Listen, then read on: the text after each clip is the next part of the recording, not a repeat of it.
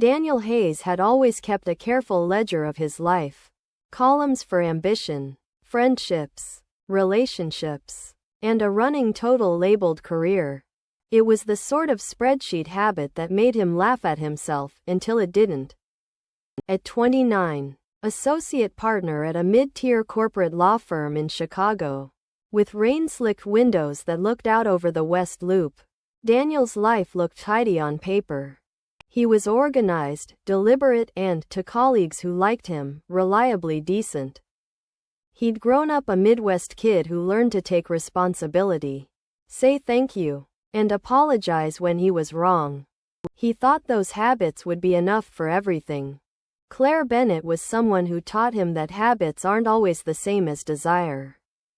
She was 28, a creative director at a boutique marketing agency that did a lot of brand work for restaurants and local startups.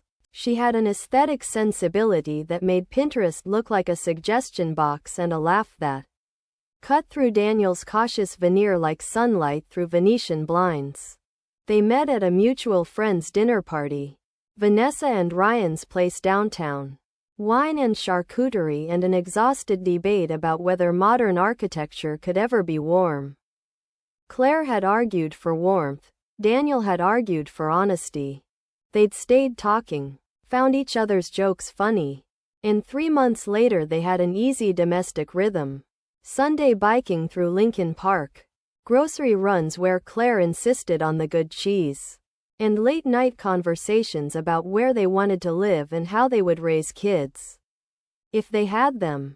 On an ordinary Tuesday that unspooled like a regular life's Tuesday, Daniel decided he wanted to make the ledger read differently. He'd been thinking about a ring for a while now, not an impulsive jewel but a decision. He booked the whole Saturday around it. A quiet brunch at a place Claire liked, an afternoon at the Art Institute. Claire loved the Impressionists the way some people loved a Sunday sermon. And then, at the museum's sculpture garden, where tourists went for photos and couples held hands, he wanted to ask her to marry him. He had rehearsed the words, "Claire, will you marry me?" The rehearsals felt heavy because he had never been the kind to grand gestures. But he was tired of that, tired of letting life be measured in maybes. He bought a ring that felt like him. Understated. A thin band with a small, quiet diamond. And wrapped it in a box he'd keep tucked in his jacket. Things did not go according to plan. At brunch, Claire texted in the middle of eggs and coffee. Her agency had landed a last-minute shoot. There was a crisis at work with an influencer campaign gone wrong. And she had to be on a set in Bucktown that afternoon. "Can we do the museum another time?" she wrote, the words a mild and practical dismissal, like a lecture rescheduled. Daniel felt a small prickle, disappointed but composed. He put the ring in his jacket pocket and drove to Bucktown to watch Claire work.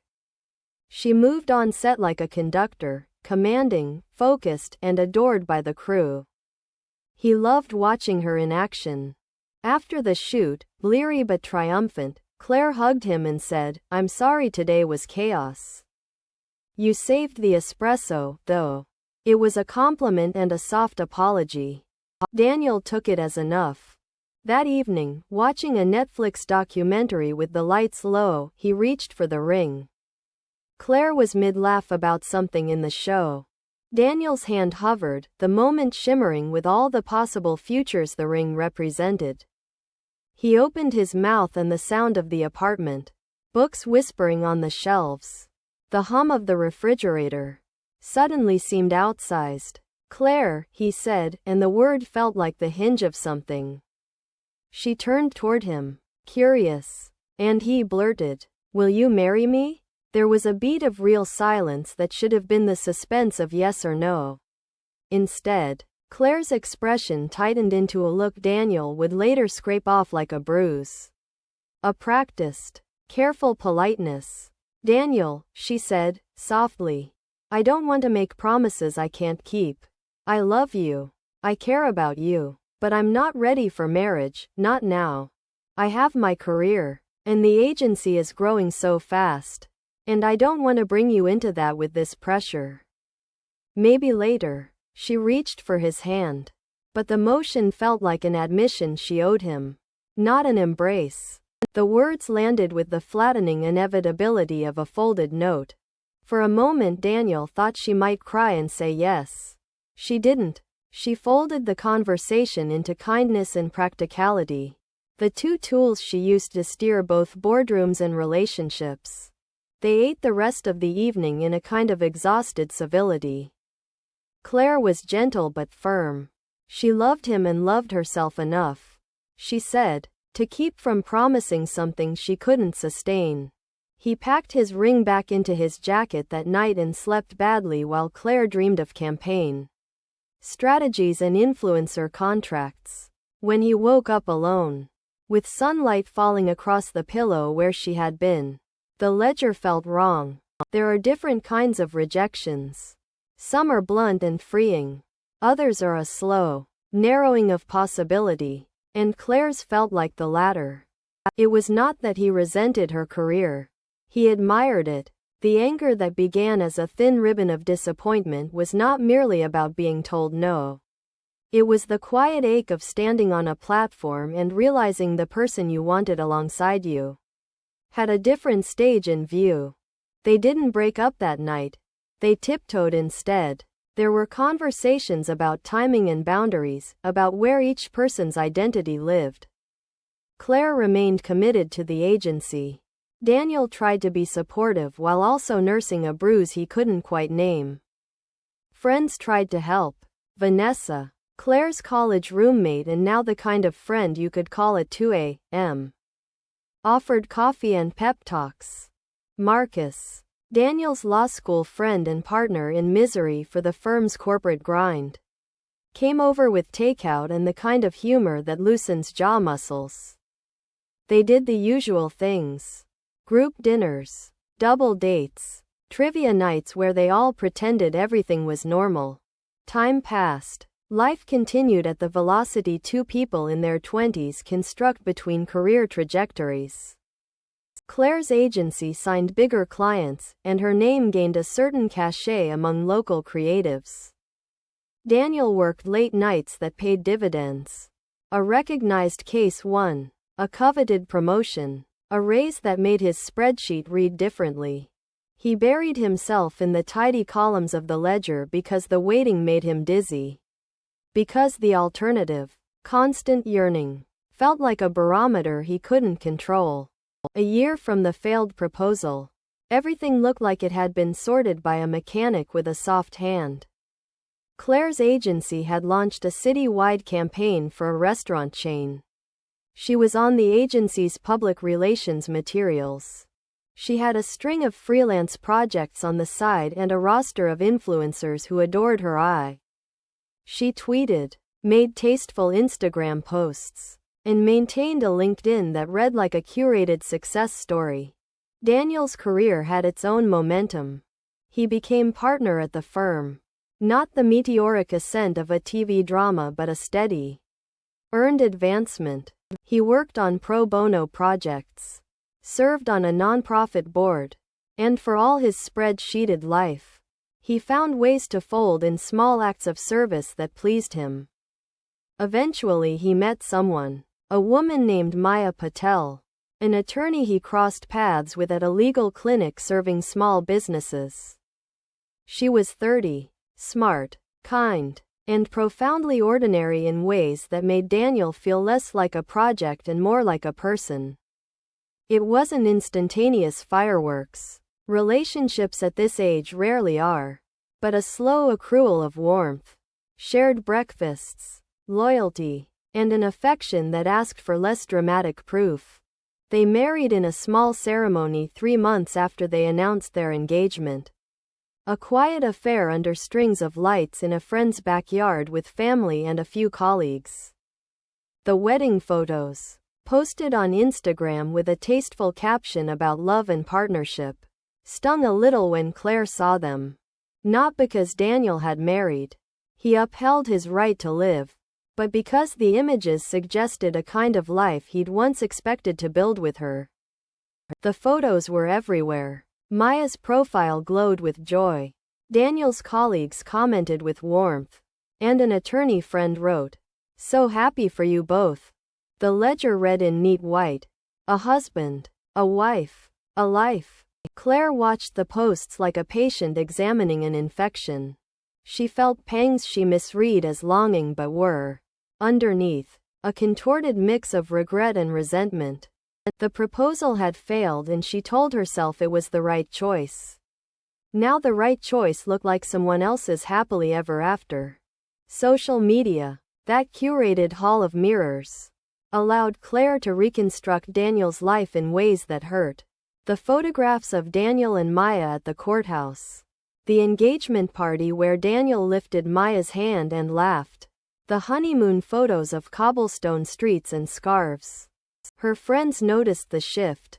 Vanessa nudged her gently, "Maybe take a break from Instagram for a minute. It's not healthy to keep watching." But Claire didn't listen. She dove in deeper, twisting her irritation into a public performance disguised as critique. Where once she had used kindness and practicality as tools, she began to weaponize craft. Her agency's creative muscle made her adept at tone. She knew how to craft a message that felt righteous. It started as passive-aggressive comments on photos. An eye-roll emoji when she reacted to Maya's outfit. A clipped "congrats" that implied more than it said. When that didn't satisfy the itch, she escalated. She used her professional platform. A column in a regional creative magazine where she wrote on branding and authenticity. To pen a subtle think piece about how influencer culture and performative milestones cheapened genuine commitment. She didn't name names. But the timing and the details were enough for the small town of their social sphere to fill in blanks. People annotated the article on Twitter. "Sounds like someone's bitter about a failed engagement," and screenshots made the rounds. That would have been the end of it if Claire had stopped. But she didn't. The article's moderate success fanned an embittered hope that she could reclaim agency by recasting Daniel and Maya's life as performative and hollow. She began a slow drip of curated evidence. She had friends who would sometimes trade gossip in exchange for strategic favors. And Claire used what she had. Her creative contacts. Her ability to edit. Her quick facility with messaging. To produce a narrative. She started an anonymous burner account and seeded it with vague allegations. The wedding looked staged because of rented decor. The honeymoon seemed like a PR trip because of the branding-friendly backdrops. Maya's nonprofit work was framed as a resume builder rather than genuine service. The account's posts were threaded with just enough truth to be persuasive and just enough insinuation to be deniable. Within days, the posts developed a small life. People loved a story about a fairy tale that might have a stagehand behind it. The anonymous account's follower count crept up. Likes and retweets multiplied. Claire, watching from the other side of a screen, felt a small triumph. A sensation that replaced regret with a new and dangerous high. Outside the digital echo chamber, the consequences were unpredictable. Maya had friends in advocacy and charity circles who took the rumors seriously. A couple of donors began to ask awkward questions. A restaurant that had booked Maya's nonprofit for an event quietly pulled out, citing a desire to avoid controversy. Daniel's law firm had a PR team that did what PR teams do. They monitored, they deflected, and they advised. Daniel handled it the way he had handled everything. Calmly, with a sense that facts and reputation could withstand gossip. He and Maya met with the PR director. They deleted a few comments and posted a statement. "We are disappointed by anonymous attacks and stand by our work and the genuine causes we support." The firm's partners made their own statements of support. For a week, the online tide seemed like a bruise that might fade. Claire's actions, however, escalated again. Emboldened by the attention and a nascent group of followers who toasted her anonymous posts as Truth-telling. She moved from insinuation to targeted exposure.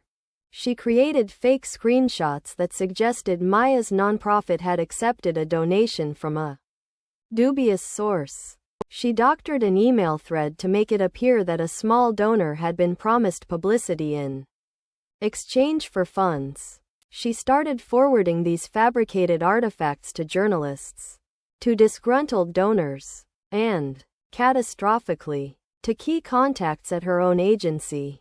She told herself it wasn't about them anymore, it was about a moral clarity she alone could see. She felt righteous. She felt right. The first cracks in the carefully built narrative came from a place she hadn't expected: technology. The digital traces of her manipulations began to circle back. An investigative reporter, who smelled an angle in the growing chorus of rumor, contacted Claire for inside information. She provided a screenshot that she claimed had been sent to her, a smoking gun. The journalist, diligent in the way that keeps careers intact, ran the screenshot through basic verification and found inconsistencies. The email headers didn't add up, timestamps misaligned, and metadata that suggested the file had been saved and edited on a local machine rather than forwarded. The journalist traced that saved copy to a machine in a cafe one morning. The IP address pointed not to any of the donors Claire had fingered but to an office building that housed Claire's agency. The journalist dug a little deeper. She matched the file's metadata to a timestamp of when Claire had been at the office working late on a client deck, the same laptop the agency had logged in that night. The reporter reached out to Claire's agency for comment. Claire panicked. She scrubbed the burner account through a VPN and rerouted things through proxies. But the trail was smarter than she'd given it credit for. Lawyers exist for moments like this. IT teams exist to preserve logs for moments like this.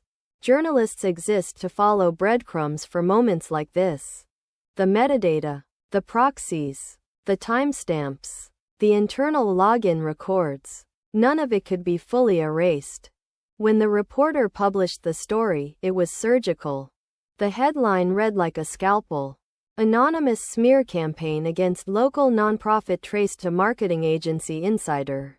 The article didn't name Claire until the evidence linked her to the agency's servers. It detailed how screenshots had been fabricated, how anonymous posts had been traced to a series of internal logins, and how the IP trail suggested that the posts originated in the very office that had once praised Claire's branding genius.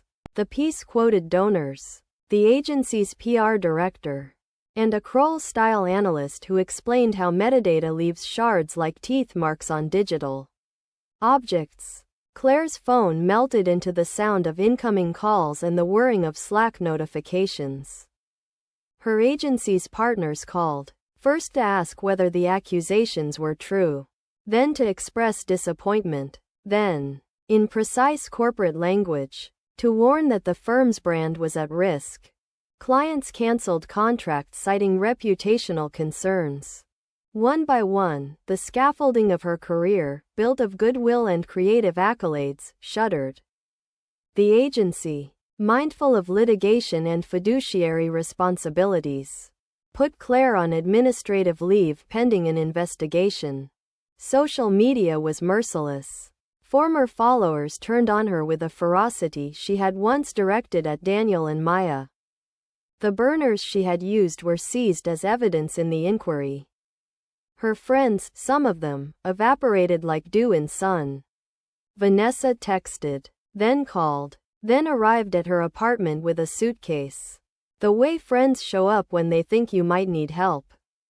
But the outrage was a public thing, and public things are hard to repair. Legal consequences came swiftly. The nonprofit that had been smeared considered litigation for defamation.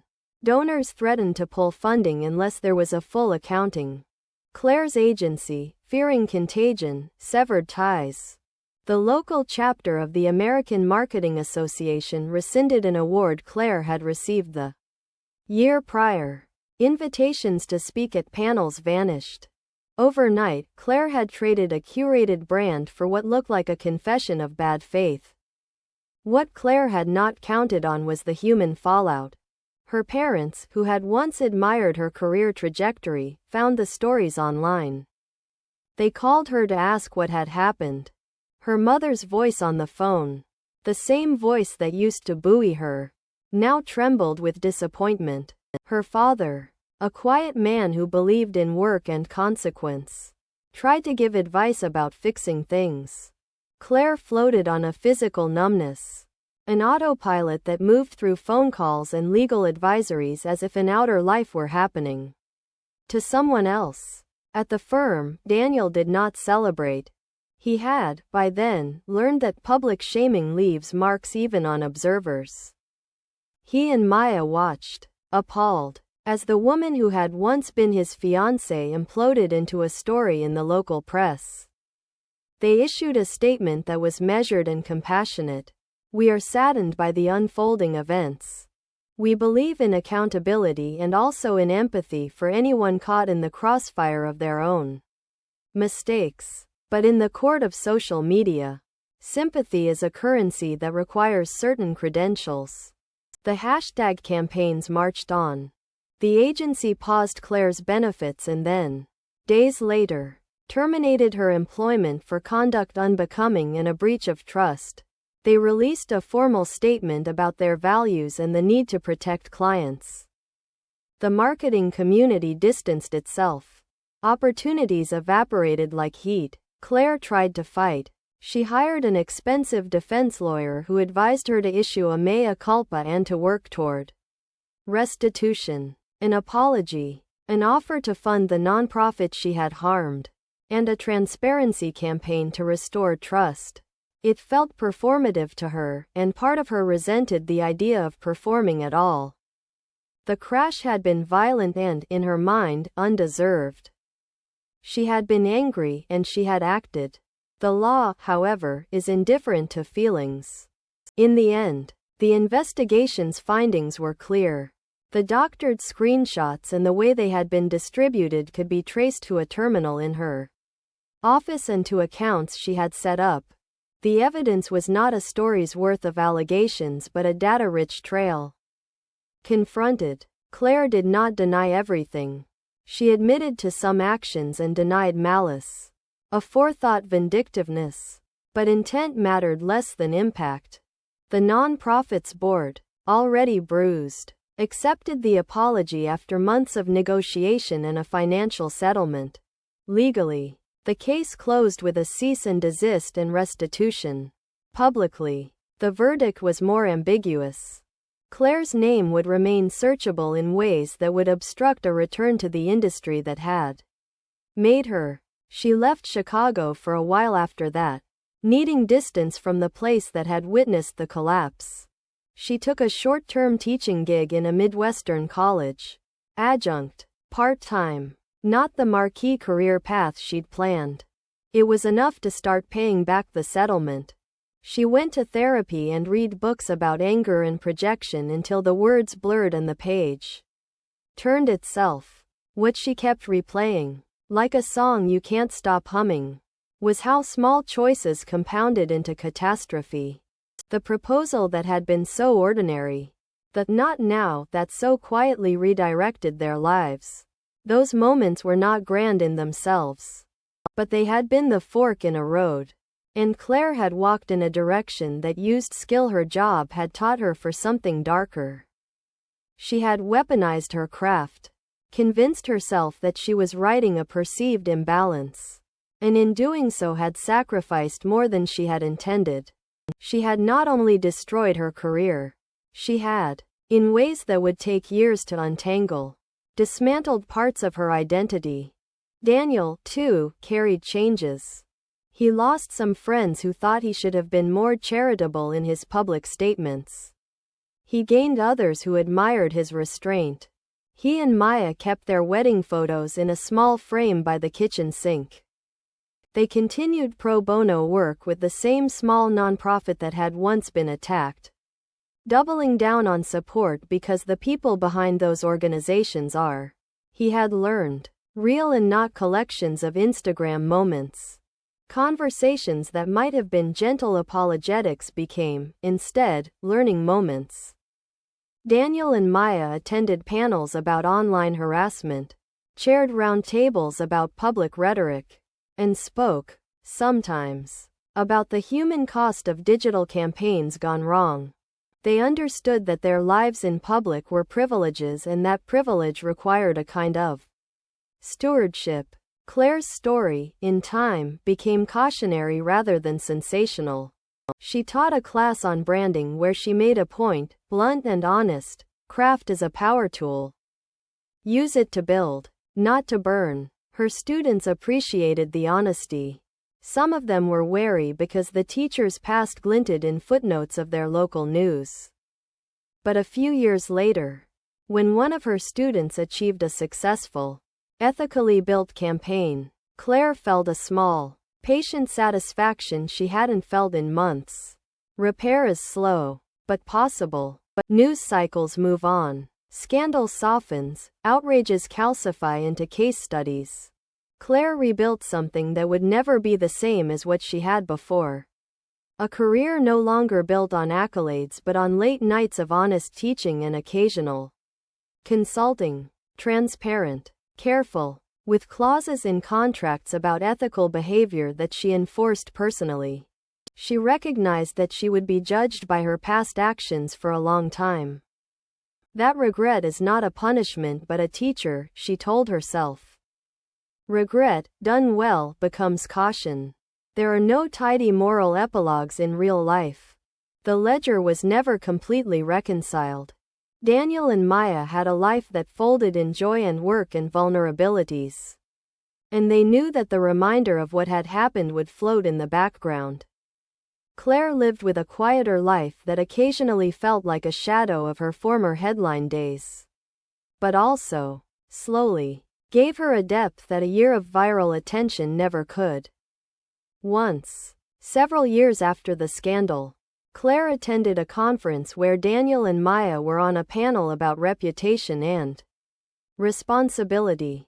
The room was full, the kind of packed hall where people came to learn and network and sometimes practice forgiveness.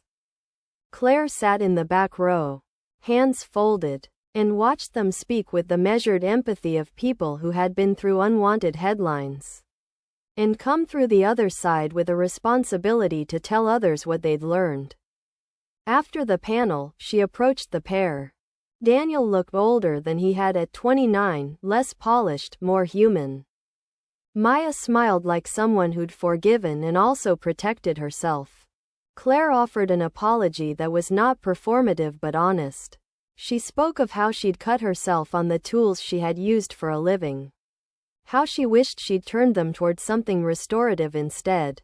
Daniel listened. He accepted. In the way people do when they are compassionate but also scarred. Not with an absolution ceremony but with a nod and a recognition that they were different people. Now, they parted politely. Not friends in the old way, but not enemies. The world does not often give perfect endings. It gives compacts, an apology, a restitution, a life adjusted and course corrected. Claire went home and opened a notebook. Filled the top of a page with a list of things she could do to teach ethics better. To be more transparent in her consulting work. To ensure the next generation of marketers did not weaponize craft the way she had. It was small work. It was honest. It did not erase the past, but it created a trajectory. In that way, the consequences of her hate that had backfired and destroyed the career she once loved had, ironically, started something more durable, a responsibility she would, finally, not shirk.